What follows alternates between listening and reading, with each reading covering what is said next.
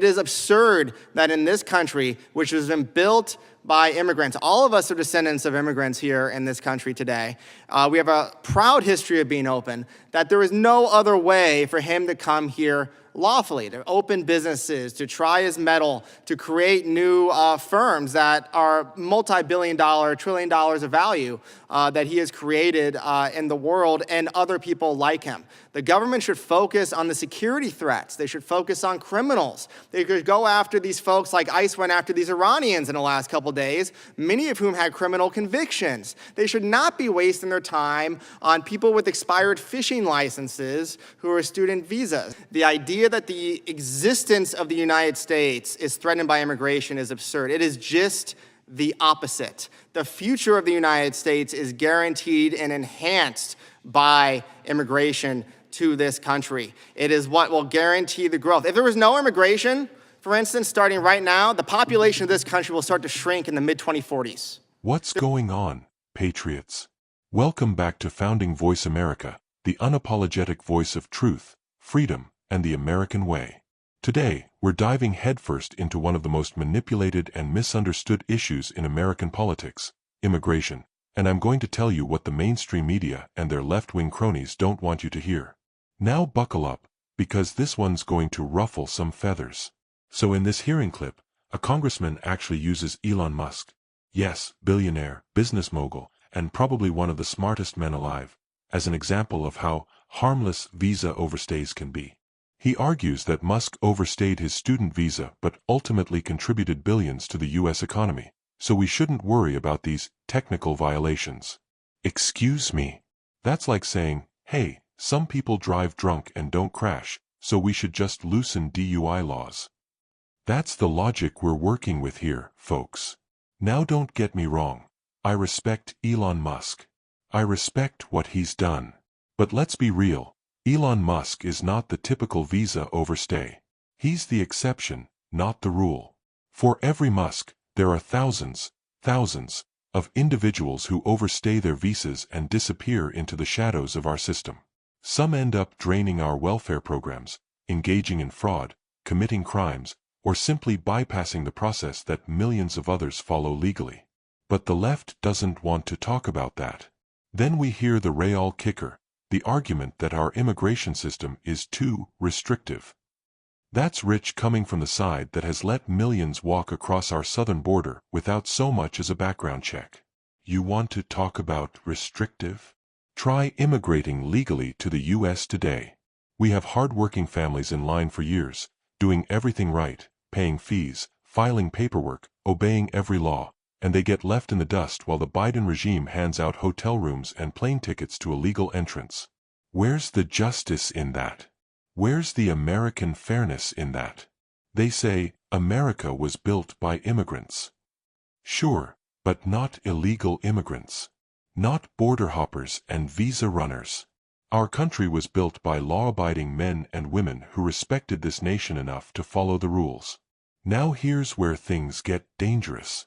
One speaker in this hearing says that we shouldn't waste time going after visa overstays unless they're national security threats.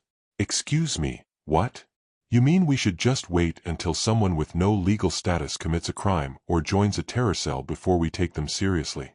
That's like ignoring a ticking time bomb because it hasn't exploded yet. Without objection. Thank you, Mr. Biggs. And now Mr. Raskin is recognized for 5 minutes. Great. Thank you very much, Mr. Chairman.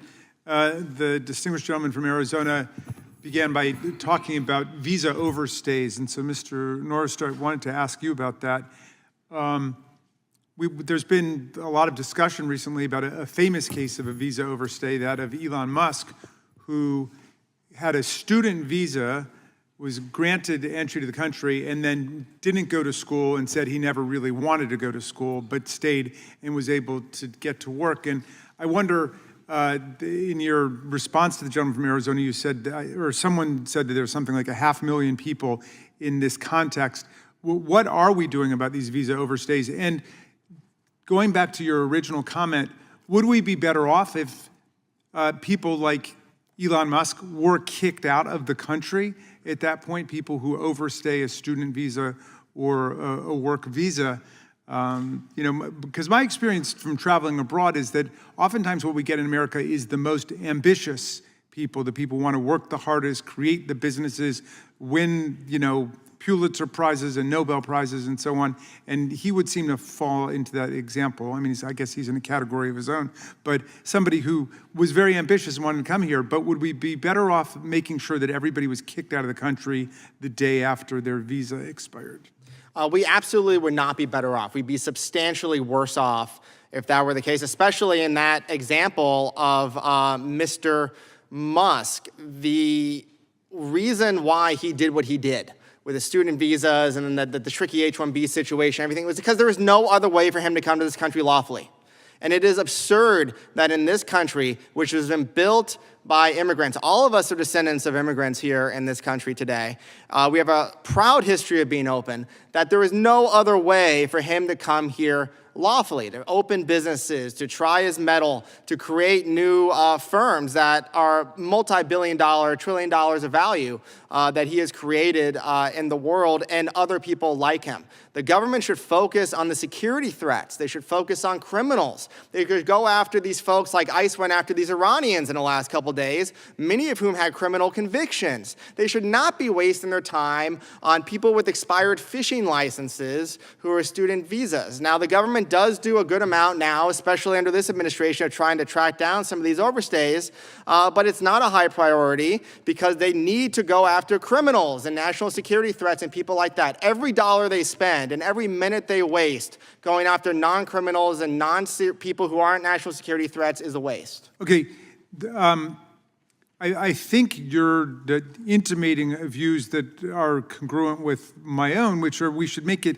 much, much more difficult for people to get into America illegally and much easier for people to get into the country legally and lawfully. And I think that we have bipartisan convergence around the first issue, that we want to make it difficult to get in the country illegally, but we seem to disagree about the importance or the value of allowing people to get into the country lawfully. I think that our temporary chairman here said, and please correct me if I'm wrong, mass migration is the single biggest existential threat to our country today. What do you think about that as, setting aside climate change, terrorism, social and racial division? Is mass migration the biggest threat to our country? If we had massive lawful migration, would that be a bad thing for America? The overuse of the word existential is a prime example of threat inflation, of trying to terrify people for no good reason. The idea that the existence of the United States is threatened by immigration is absurd. It is just the opposite. The future of the United States is guaranteed and enhanced by immigration to this country. It is what will guarantee the growth. If there was no immigration, for instance, starting right now, the population of this country will start to shrink in the mid-2040s.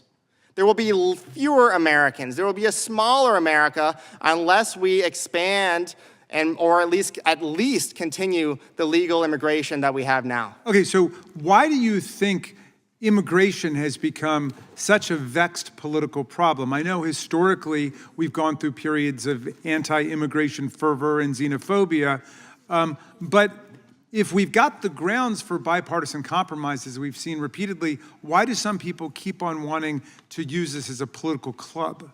So I think it's obviously a vote getter. It obviously infuriates a lot of people. And to be totally fair to these folks who I disagree with, I do think people see chaos and they really don't like it, right? But I think the chaos is caused by our restrictive immigration system overwhelmingly. And if we want to get control in the long term, we need to do what you suggest, which is expand legal immigration opportunities to the United States. Enforcement matters, but legal immigration matters a ton too. Time's expired. Thank you. We now recognize Mr. Tiff. Let me remind you, several of the 9/11 hijackers were here on expired visas. The Boston Marathon bomber? His family was let in under humanitarian claims. And what did they give us? Death and destruction. This is not a game. It's national security. When people break our immigration laws, it tells us something about their character, that they're willing to cheat the system. And if they're willing to break that law, What else are they willing to break? And then comes the most insane claim of the whole hearing, the idea that mass migration isn't a threat to the United States. Oh really? Tell that to the working-class Americans whose wages are undercut by cheap labor. Tell it to the families whose kids can't get into local schools because they're overcrowded. Tell it to the overwhelmed border agents begging for help. Tell it to the ranchers in Texas finding dead bodies on their land. But according to the left, the real threat is not enough immigration? Let me ask you this. What country survives when it erases its borders? What civilization thrives when it floods its cities with people who don't share its values, its language, or its laws? Mass, uncontrolled migration is not just a policy problem. It's an existential threat to the American identity. And I will die on that hill. The left loves to cry xenophobia and racism any time we demand border security. But don't be fooled. They know exactly what they're doing. This is chaos by design. They want to flood the voter rolls. They want to weaken American sovereignty. They want to create a permanent underclass dependent on government handouts, controlled by the same politicians who invited them in. You think it's a coincidence that sanctuary cities are exploding while Democrats push for non-citizen voting rights? Come on. Wake up. This isn't compassion. It's manipulation. Now here's the part the media won't play. Conservatives aren't anti-immigration. We're not against people coming to America. What we are against is lawlessness. We want a system that works. One that puts America's needs first. One that welcomes the best and brightest legally, while kicking out criminals, freeloaders, and fraudsters. It's not that complicated. Build the wall. Enforce the laws. Deport illegal aliens. Streamline legal immigration for those who respect our system. No more welfare for non-citizens. And above all, no citizenship without loyalty to the flag. Patriots, this issue is bigger than numbers. It's bigger than visas or statistics. This is about the soul of our nation. A country without borders is not a country. A nation that puts foreigners before its citizens is not a nation. And a government that ignores its own laws is not a government worth obeying. So let me be crystal clear to Washington and every globalist sitting on Capitol Hill. The American people are done being silent. We demand a system that works for us, not against us. We demand order, not chaos. We demand law, not lawlessness. And if you won't fix it, we will. We will vote you out. We will fight back. And we will take this country back one border, one law, and one unapologetic truth at a time. That's it for today, patriots.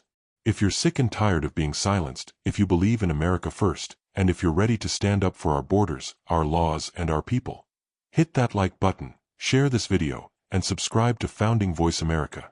This is where the silent majority gets loud. God bless you.